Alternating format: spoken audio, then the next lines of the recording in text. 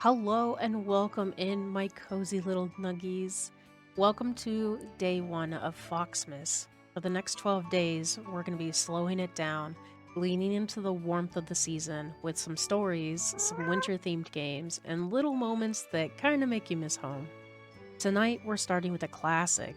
I will be reading A Visit from St. Nicholas by Clement Clarke Moore, a traditional Christmas Eve poem that many of us grew up hearing, whispered by candlelight, wrapped up in a warm blanket, a cup full of cocoa, and just the wonders of being young. So get comfy, grab something warm to drink, and let's begin. A Visit from St. Nicholas by Clement Clarke Moore. 'Twas the night before Christmas, when all through the house not a creature was stirring, not even a mouse. The stockings were hung by the chimney with care, in hopes that St. Nicholas soon would be there.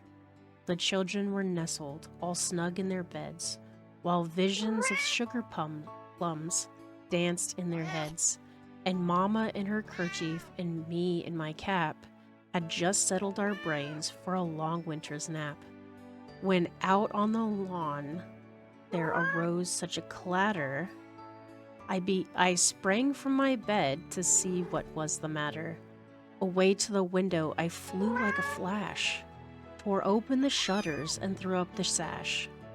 The moon on the breast of the new fallen snow gave a luster of midday to objects below, when what my wandering eyes did appear but a miniature sleigh and 8 tiny reindeer, with a little old driver so lively and quick. I knew in a moment he must be Saint Nick. More rapid than eagles his coursers they came, and he whistled and shouted and called them by name. Now Dasher, now Dancer, now Prancer and Vixen, on Comet, on Cupid, on Donner and Blitzen, to the top of the porch, to the top of the wall. Now dash away, dash away, dash away all. As leaves that before the wild hurricane fly, when they met with an obstacle, mount to the sky. So up to the housetops the coursers they flew, with the sleigh full of toys, and Nicholas too. And then in a twinkle I heard on the roof the prancing and pawing of each little hoof. As I drew in my head and was turning around, down the chimney St. Nicholas came with a bound.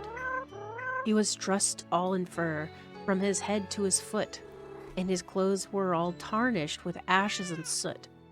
A bundle of toys he had flung on his back, and he turned like a peddler just opening his pack. His eyes how they twinkled, his dimples how merry. His cheeks were like roses, his nose like a cherry. His droll little mouth was drawn up like a bow, and the beard on his chin was as white as the snow. The stump of a pipe he held tight in his teeth, and the smoke, it encircled his head like a wreath. He had a broad face and a little round belly that shook when he laughed like a bowl full of jelly. He was chubby and plump, a right jolly old elf. And I laughed when I saw him in spite of myself. A wink of his eye and a twist of his head soon gave me to know I had nothing to dread. He spoke not a word, but went straight to his work, and filled all the stockings, then turned with a jerk, and laying his finger aside of his nose, and giving a nod, up the chimney he rose. He sprang to his sleigh, to his team gave a whistle, and away they all flew like the down of a thistle. But I heard him exclaim, ere he drove out of sight, "Happy Christmas to all, and to all a good night." Such a beautiful little poem. I remember the first time my grandmother called me. I was like little, I was probably like 7. And my grandmother calls me in the middle of the night. I'm just getting ready for bed, and she read me this poem. And she said, her mother had read it to her, and so on and so forth. So I always looked forward to the Christmas time of year because my grandmother will call me and read me the poem. Obviously, I'm an adult, so those traditions aren't wholly true anymore, but my grandmother does send me a Christmas prayer, or she finds the poem and she like prints it and sends it to me in the mail with like a happy signature from my grandmother because, you know, she's sending it with love and care. But I just wanted to share this poem with you guys as you are winding down and getting ready for Christmas. We're going to be opening presents tomorrow.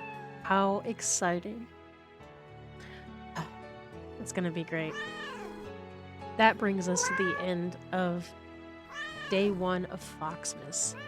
Thank you for spending this quiet moment with me and sharing in a story that's been passed through down through so many generations. Oh my goodness, this has got to be an old story.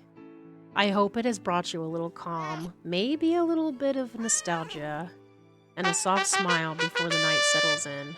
I'll see you tomorrow for the next day of Foxmas. Until then, rest well, stay warm, and remember, this festive fox is always wishing you sweet dreams. Good night. Bye now.